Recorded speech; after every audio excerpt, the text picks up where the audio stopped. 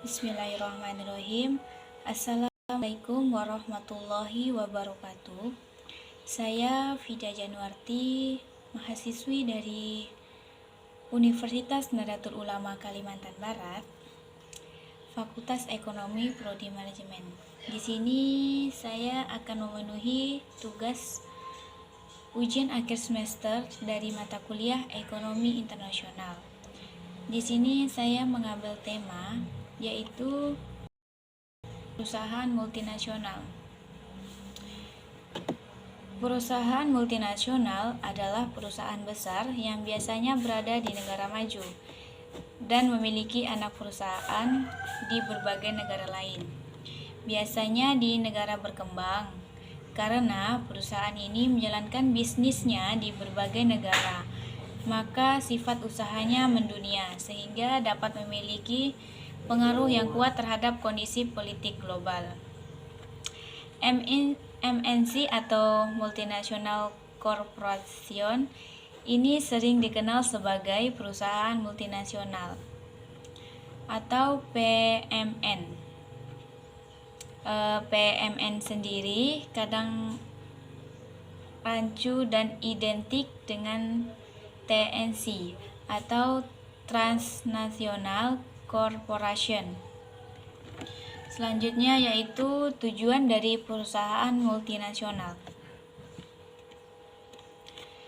Tujuan dari perusahaan multinasional terbagi menjadi 4. Yang pertama, raw material seeker. Ialah mendapatkan bahan mentah untuk diolah atau diproduksi negara lain. Yang kedua yaitu market seeker. Market seeker adalah memperoleh pangsa baru di negara lain. Yang ketiga yaitu cost minimalizer seeker, yakni mencapai efisiensi biaya karena dengan melakukan investasi memungkinkan biaya produksi menjadi lebih rendah. Yang keempat, minimalizer seeker. Salah satu perusahaan dapat menurunkan resiko produksi dan penjualan dengan mencari lokasi baru di negara lain. Selanjutnya ada ciri-ciri perusahaan multinasional. Ciri-ciri perusahaan multinasional itu terbagi lagi menjadi 6. Yang pertama yaitu kegiatan income generating atau pendapatan melampaui batas-batas negara. Yang kedua, memiliki manajemen global untuk koordinasi cabang-cabang di banyak negara. Yang ketiga, memiliki kontrol terhadap teknologi dan juga modal. Yang keempat, menempatkan afiliasi di negara-negara maju. Yang kelima, yaitu visi dan strategi berbasis global. Yang keenam, memiliki sistem modal ventura, lisensi, dan franchise dengan sistem manajemen yang melampaui batas-batas negara. Selanjutnya ada bentuk-bentuk perusahaan multinasional. Yang pertama yaitu multinational producing enterprise yaitu atau MCE. Yaitu fokus yang dilakukan perusahaan multinasional ini adalah di bidang produksi. Jadi, MNC ini memiliki dan mengontrol berbagai fasilitas produksi di lebih dari suatu negara. Yang kedua yaitu perusahaan multinational trade enterprise atau MCE. Fokus dari MCE ialah pada bidang perdagangan. Jadi, perusahaan ini bergerak dengan menjual barang yang diproduksi di dalam negeri secara langsung kepada badan usaha atau orang di negara lain. Yang ketiga, multinational internationally owned enterprise atau MOE. Perusahaan ini lebih mengarah pada kepemilikan usaha dari satu induk perusahaan yang menyebar luaskan cabang-cabang produksi. Yang keempat, yaitu multinational financial controlled enterprise atau MCE. Fokus dari perusahaan ini lebih pada pemodalan atau pembiayaan. Pada MOE dan MCE, kegiatan perusahaannya diawasi oleh lebih dari satu negara. Ada kekurangan dan kelebihan dari perusahaan multinasional tersebut. Yang pertama yaitu saya akan jelaskan kelebihannya. Kelebihannya yang pertama, menambah devisa negara melalui penanaman modal pada bidang ekspor. Yang kedua, mengurangi kebutuhan devisa untuk kegiatan impor pada sektor industri. Yang ketiga yaitu memodernisis industri. Yang keempat yaitu ikut mendukung pembangunan nasional. Yang kelima yaitu dapat meningkatkan penghasilan masyarakat. Yang keenam, membantu memenuhi kebutuhan masyarakat.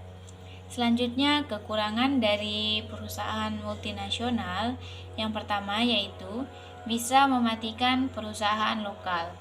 Yang kedua, ekspornya kurang keuntungan. Yang ketiga, dampak terhadap budaya dan sosial. Keempat, kualitas kesehatan dan keselamatan pekerja sangat rendah. Yang kelima, dapat menyebabkan kerusakan lingkungan. Yang keenam, pekerja yang disediakan keterampilannya rendah. Selanjutnya, dampak positif dan negatif perusahaan nasional. Dari bagian dampak positifnya, itu terbagi menjadi 5. Yang pertama yaitu sebagai sumber devisa dan pajak. Yang kedua, menyediakan pekerjaan. Ketiga, transfer teknologi. Keempat, pilihan produk yang meningkat. Kelima, meningkatkan reputasi nasional. Dari dampak negatifnya terbagi menjadi 6. Yang pertama, kerusakan lingkungan. 2. Meningkatnya persaingan bagi perusahaan lokal. 3. Pekerjaan yang disediakan keterampilan sangat rendah. 4. Kualitas kesehatan kerjanya sangat rendah. Yang kelima, ekspor keuntungannya. Yang keenam, dampak budaya dan sosial. Contoh dari perusahaan multinasional tersebut dibagi menjadi 2, yaitu ada yang di dalam negeri dan ada yang di luar negeri. Yang pertama, di contoh perusahaan multinasional dalam negeri atau Indonesia.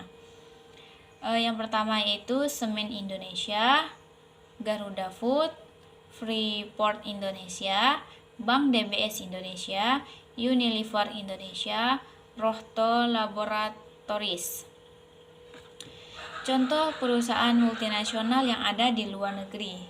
Yang pertama yaitu Google, SAS Institute, Net Application, Microsoft. Mungkin sekian dapat saya sampaikan. Selanjutnya saya akan membacakan kesimpulannya.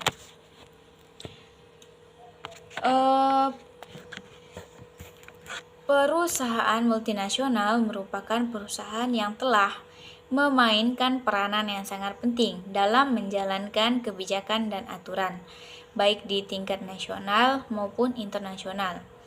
Pada negara-negara berkembang, hampir setiap aspek dari kehidupan komunitas telah terkena dampak dari operasi perusahaan multinasional. Hal ini menjadikan perusahaan-perusahaan bersaing dalam segi produksi, inovasi, dan tenaga kerja. Poin terakhir menjadi sorotan di dalam penelitian ini. Bagaimana perusahaan melindungi karyawan mereka dari perusahaan-perusahaan pesaing yang ingin membajak karyawan mereka. Selain itu, bagaimana perusahaan menumbuhkan loyalitas karyawan terhadap perusahaan mereka? Dengan demikian, pengambilan keputusan terhadap pemberian kompensasi karyawan sangat penting untuk menjaga dan mengikat karyawan itu sendiri. Sekian yang dapat saya sampaikan, kurang lebihnya saya mohon maaf. Wallahul muwaffiq ila aqwamit thoriq. Wassalamualaikum warahmatullahi wabarakatuh.